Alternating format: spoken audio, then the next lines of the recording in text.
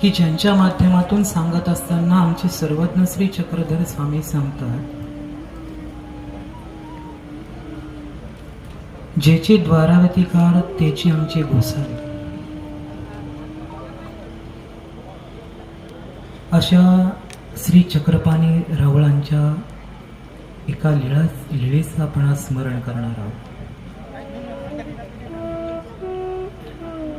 आपल्या सर्वांच्या डोळ्यासमोर आता ती द्वारका नगरी दिसत आहे. स्वच्छ, निर्मळ आणि सुंदर असलेला तो परिसर. कुठेतरी मंदिरातून येणारा तो घंटेचा नाद,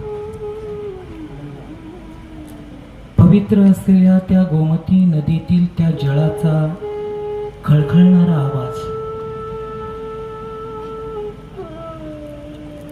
नेहमी गजबज असलेल्या त्या द्वारका नगरीत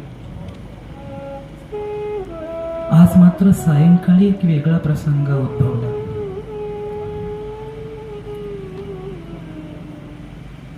सायंकाळच्या वेळी एक ब्राह्मण दाम्पत्य मनामध्ये उत्तुंग असलेला भाव, परंतु त्यांच्या चेहऱ्यावर एक वेगळ्या प्रकारची उदासीनता.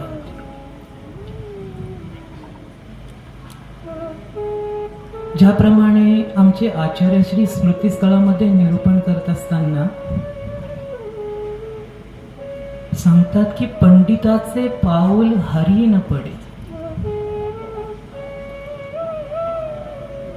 रामदेवाचं देहावसान झालेला तो प्रसंग पंडितवास येत असताना आचार्यांना त्यांच्या चालण्यावरून समजलं की रामदेवांचं देहावसान झालं. अगदी तद्वत काहीतरी त्या ब्राह्मण दाम्पत्याचं चालणं दिसत होतं. त्याचं कारण आपल्या गावाहून सहस्र ब्राह्मणांना भोजन घालण्याच्या हेतूने निघालेलं हे दाम्पत्य, सर्व व्यवस्था, सर्व साहित्य सोबत घेऊन निघालेले हे दाम्पत्याला कर्मधर्म संयोगाने चोरांनी लुटल्या गेले. आणि आता द्वारका नगरीमध्ये प्रवेश करायचा, परंतु आपलं सहस्र भोजन अपूर्ण राहणार. ज्या हेतून आपण द्वारका नगरीमध्ये आलो तो हेतू आपला अपूर्ण राहणार, ही भावना, हे दुःख त्यांना खूप त्रास देत होतं. अंधार पडू लागला होता आणि अंधार पडल्यानंतर एका ओसरीचा त्यांनी आश्रय घेतला.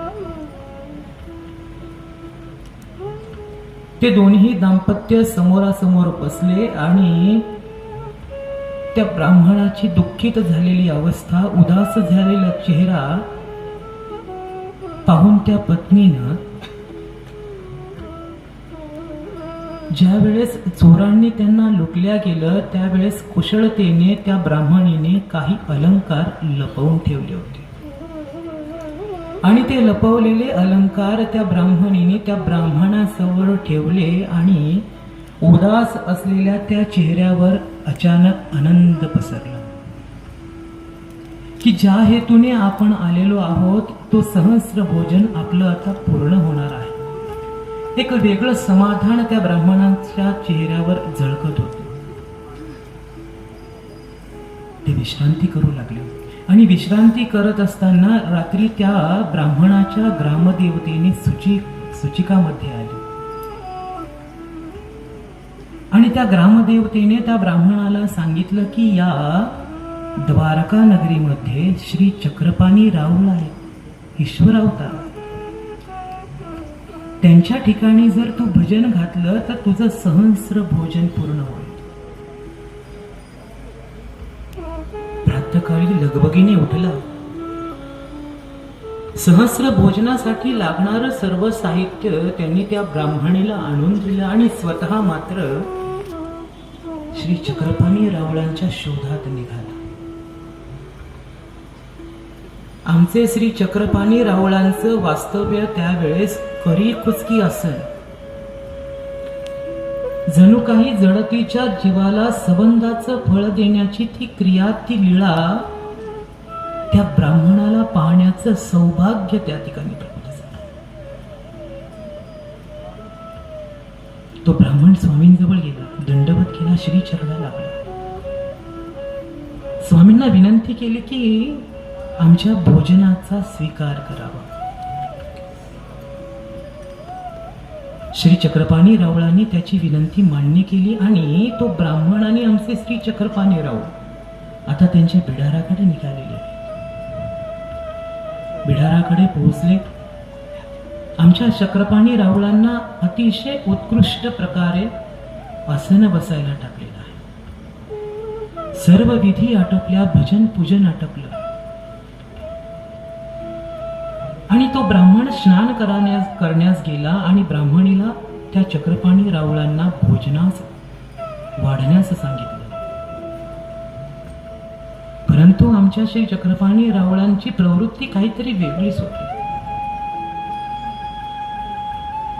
ती ब्राह्मणी आमच्या चक्रपाणी रावळांना वाढती आहे आणि चक्रपाणी रावळांची सकुमार अशी अरोगणा सुरू. बघता बघता आमच्या चक्रपाणी रावळांनी 500 ब्राह्मणांचं अन्न त्या ठिकाणी भोजन केलं, स्वीकार केलं. परंतु ती ब्राह्मणीच्या मनामध्ये हेतू आला, कल्पना केली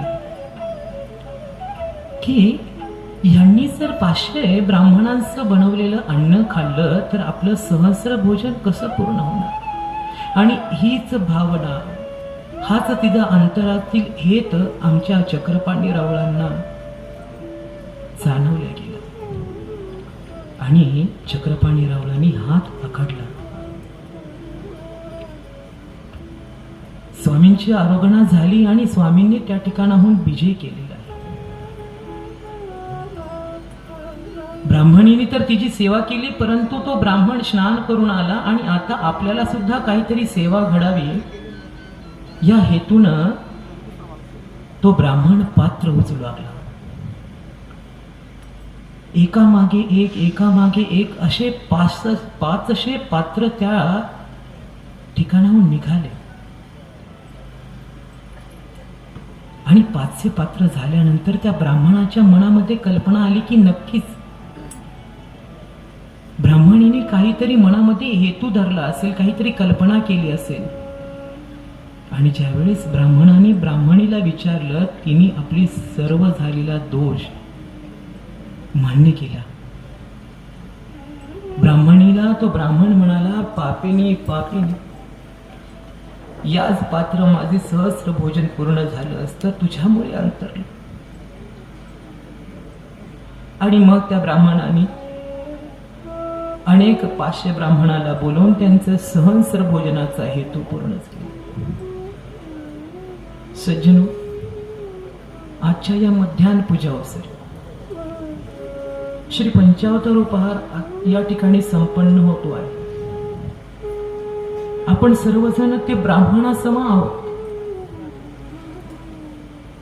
कारण हे सर्व पूजा द्रव्य, हे सर्व भजन द्रव्य, हे सर्व उपहार विधी या ठिकाणी आपण श्रद्धापूर्वक, भावपूर्वक त्या श्री चक्रपाणी रावळांना नव्हे तर मुख्य करून 5ही अवतारांना समर्पण करीत, अर्पण करीत. आणि म्हणून आपण सर्वांनी त्या 5 अवताराला प्रार्थना करायची आहे की हे प्रभू, ज्याप्रमाणे त्या ब्राह्मणांच्या सहस्र भोजनाचा स्वीकार केला,